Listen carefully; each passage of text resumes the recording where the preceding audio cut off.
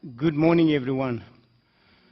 I would like to acknowledge the very distinguished faculty on the rostrum here. We have the Vice Chancellor, Nebatalu, Professor. I would like to, from my side, just welcome you to Cape Town. Cape Town is not a Slopstad. It is a very active part of the country. I would like to wish you everything of the best for the very important but very interesting task that you've taken on. This university, and as I look across here, I am flabbergasted. I am impressed, to say the least. I come from a university of the Western Cape, and I remember there was a time that there was big debate about whether there should be a merger of Western Cape and the then Pentec. And there was a big fight with the then minister to keep these two separate.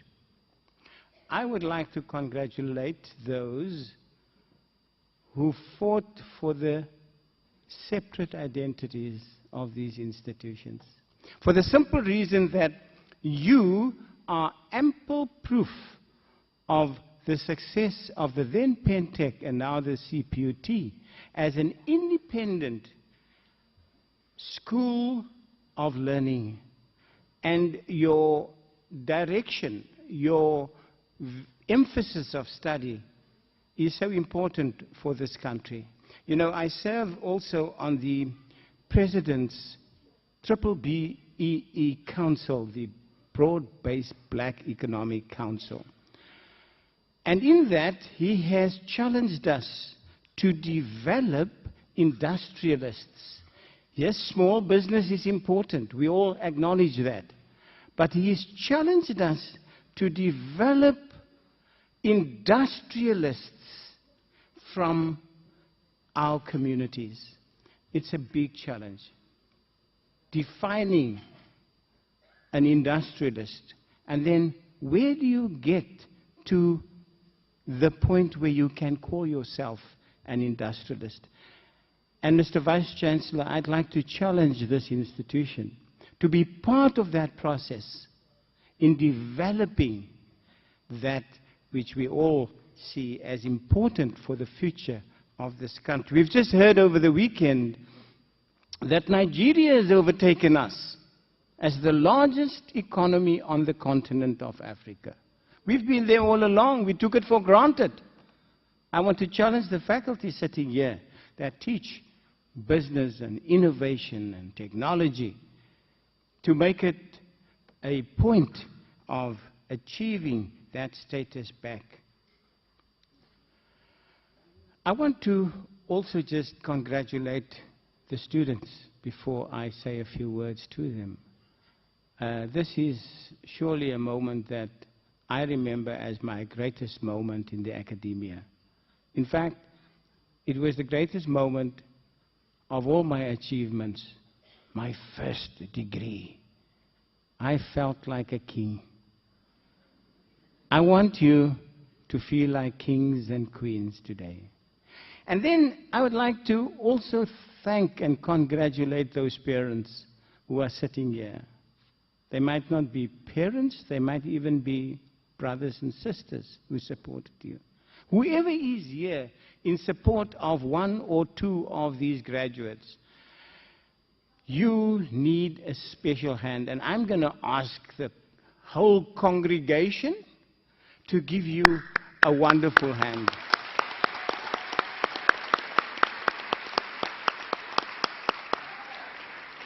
Thank you very much. You know, life is a journey.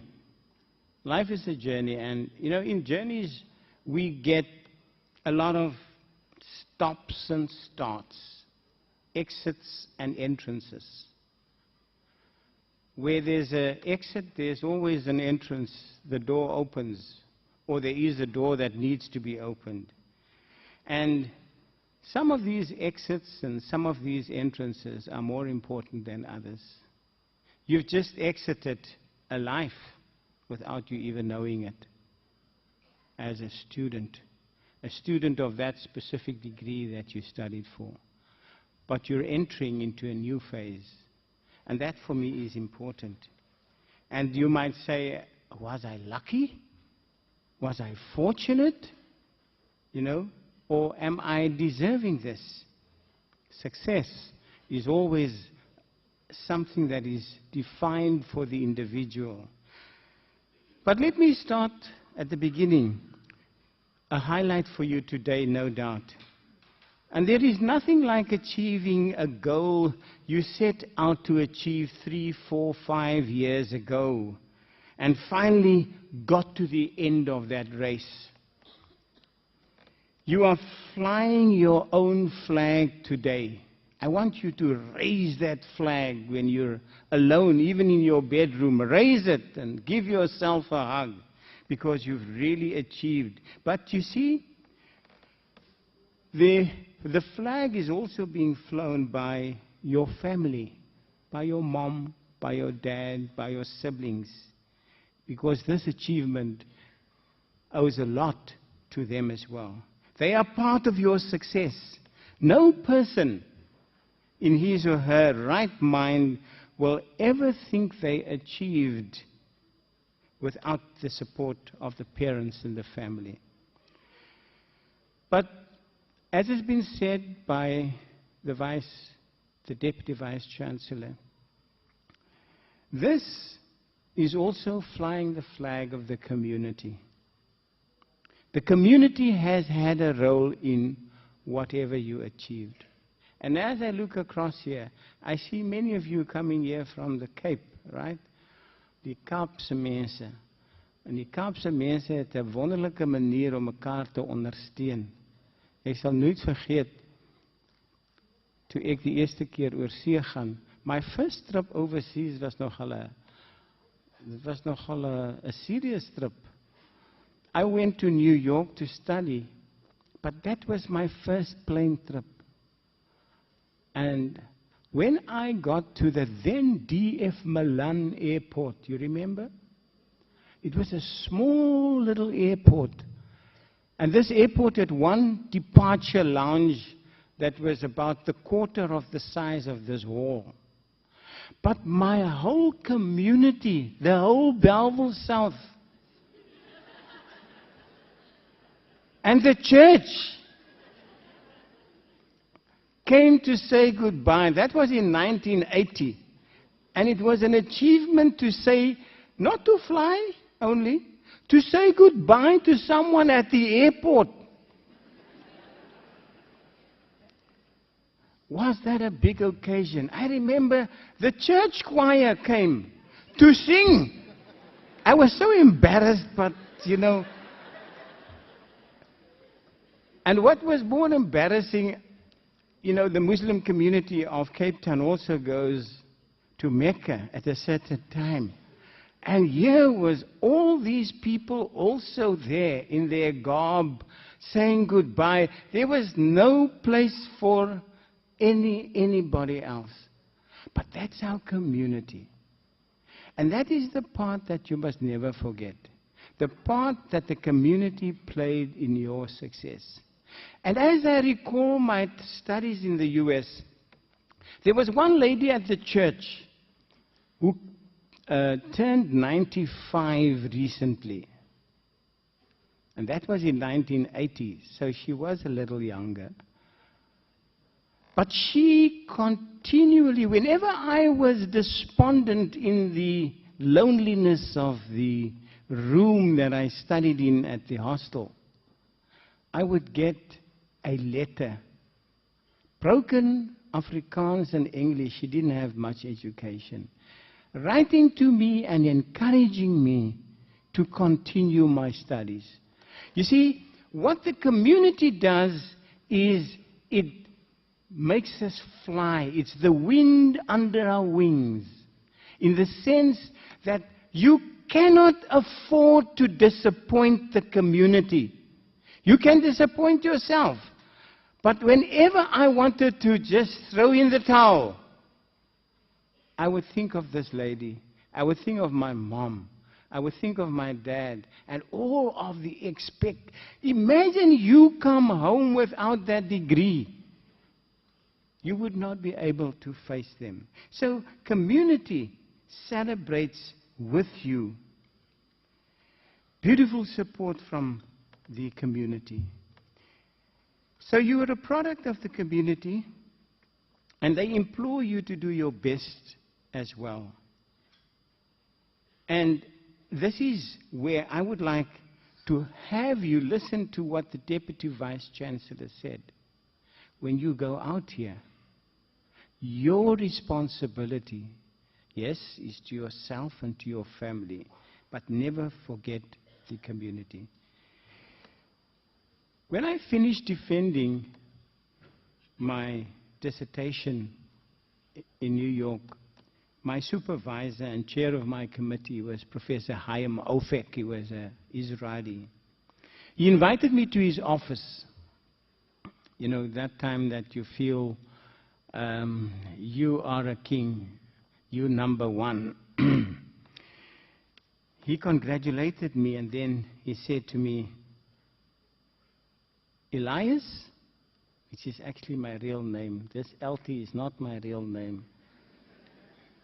But you know how we grow up with nicknames and they stick. They stick like crazy. My wife still calls me Elias. And you know why she calls me Elias? Because it's a nice name. When she wants to get at me, Elias! Elias! Is much better than Eltie, you know. So she calls me Elias. And this professor said to me, Elias, you can be proud of your work. He then said something that stuck with me, which I want to leave with you today. He said, never let this qualification be an embarrassment to you.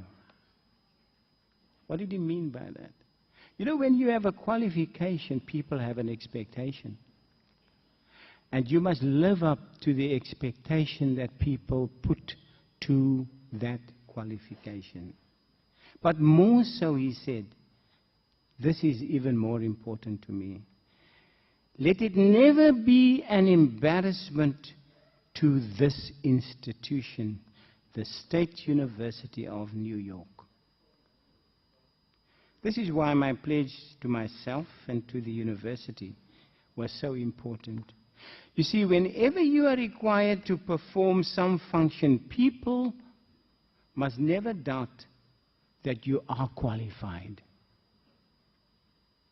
You are a proud graduate of CPUT.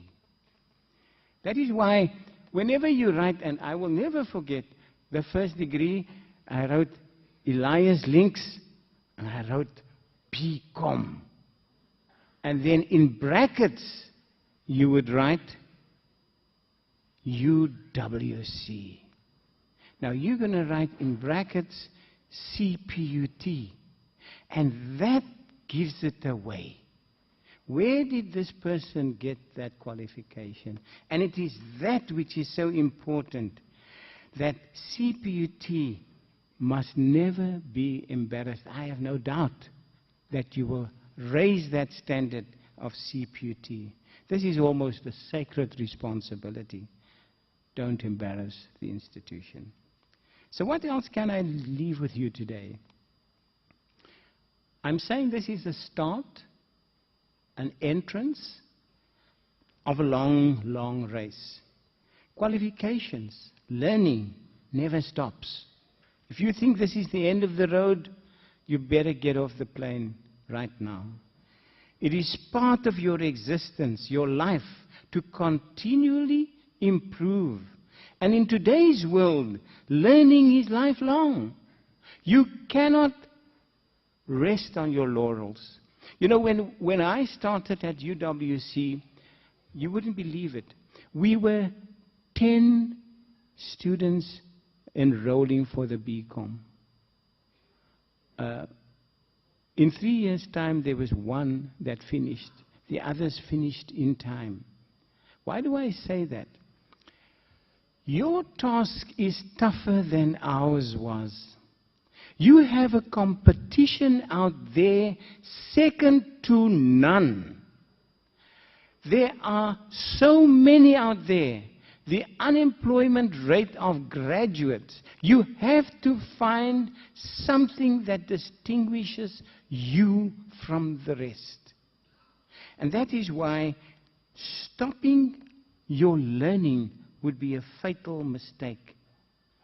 I retired at the age of 60 and moved on to a next phase of my life where I had to adjust my life, and my skills had to be retuned to the challenges of the business world post the age of 60. Now that calls for something. I want you to think of yourself as, what is my next phase? And the environment changes. As you leave here, the environment out there has already changed from the one that you had when you started this degree. The road that I was used to was replaced by something totally different. You know, life has many roads, but the surfaces of these roads change. The vehicles on the road change. You think that your model, whoever you are, is still the in thing today. Tomorrow, there are new vehicles on the road. I remember in the 1960s, my first car was a Zephyr, a green Zephyr. And we would go to Namaqualand, where I come from, and we would drive that road. It was 500 Ks. We had stops about 5 along the road with this car. And I would never forget getting onto that road, seeing a car in the distance. We would smile and say, "There's a car coming." And as the car passed, we would lean out and wave, and he would wave almost to stop. If you see that Zephyr on the road today, you'd say, where does this thing come from? The cars on the road, the vehicles have changed. It's not the little vehicles that we had or the big vehicles we had. But the roads have changed. You can't use that car on today's roads. The ICT of today, the technology of today, is a different road. You can't, without that, tackle the challenges of today.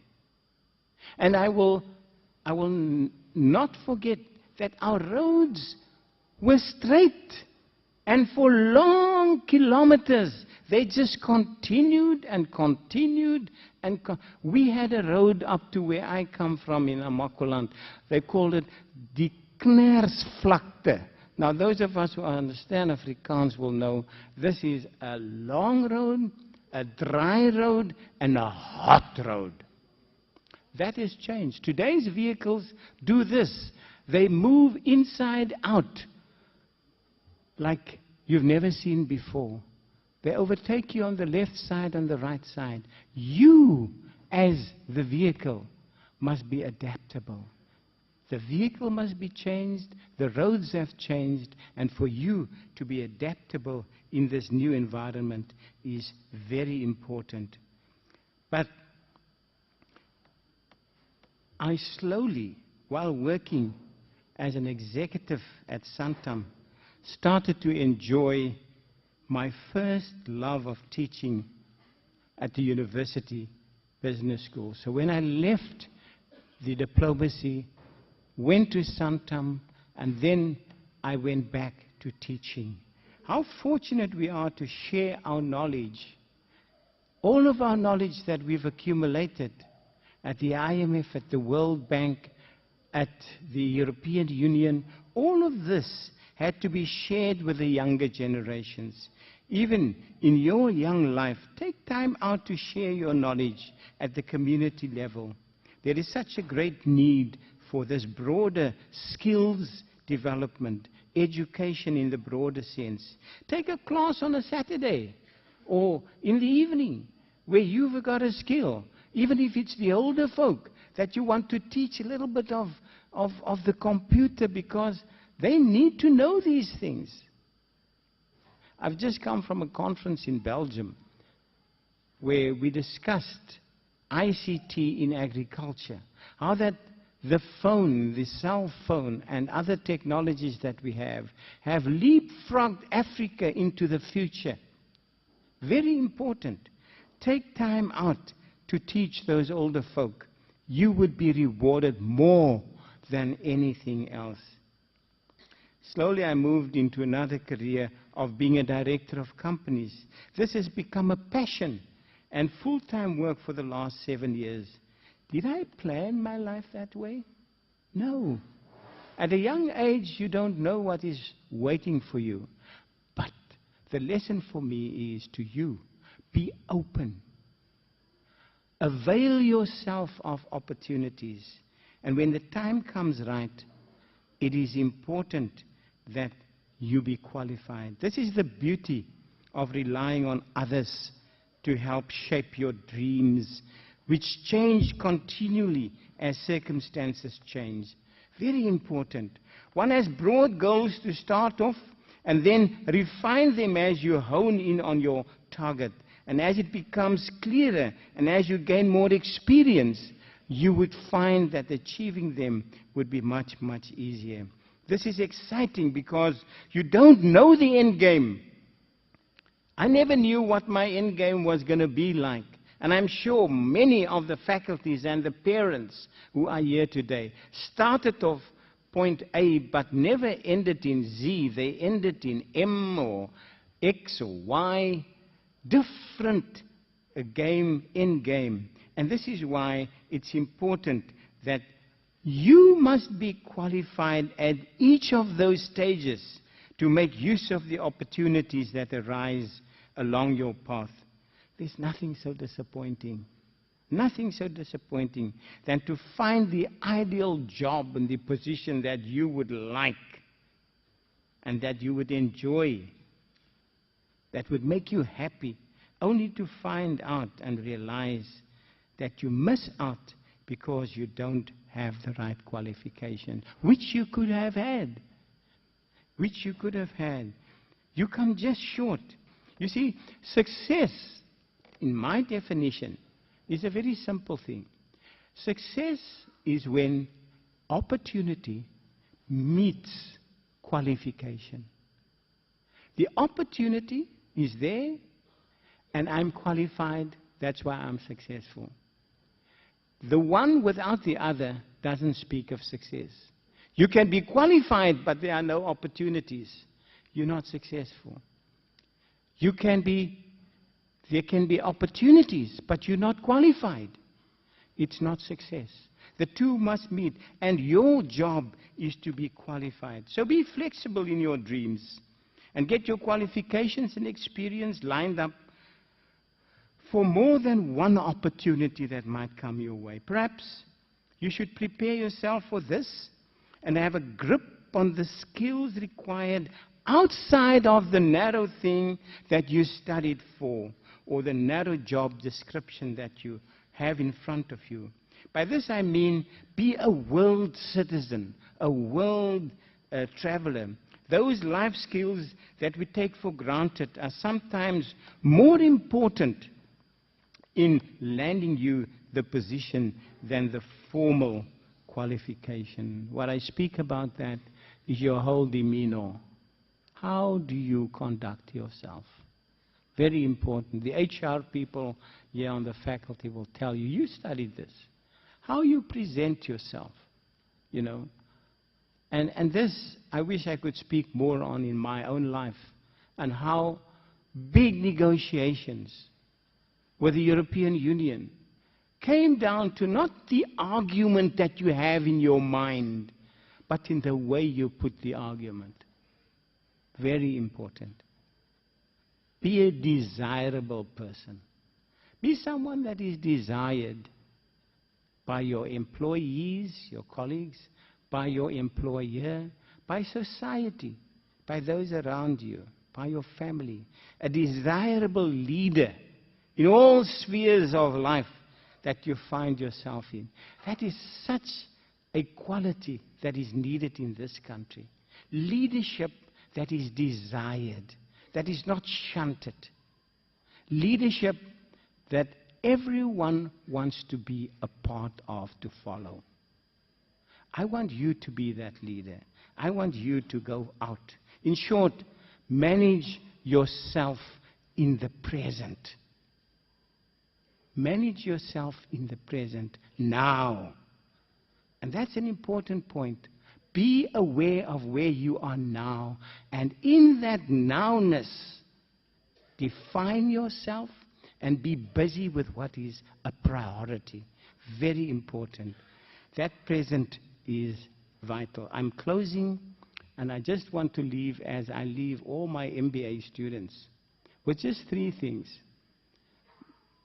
Before I get there, I just want to say, never stop dreaming. Never, ever stop dreaming. But when you dream, you must dream big.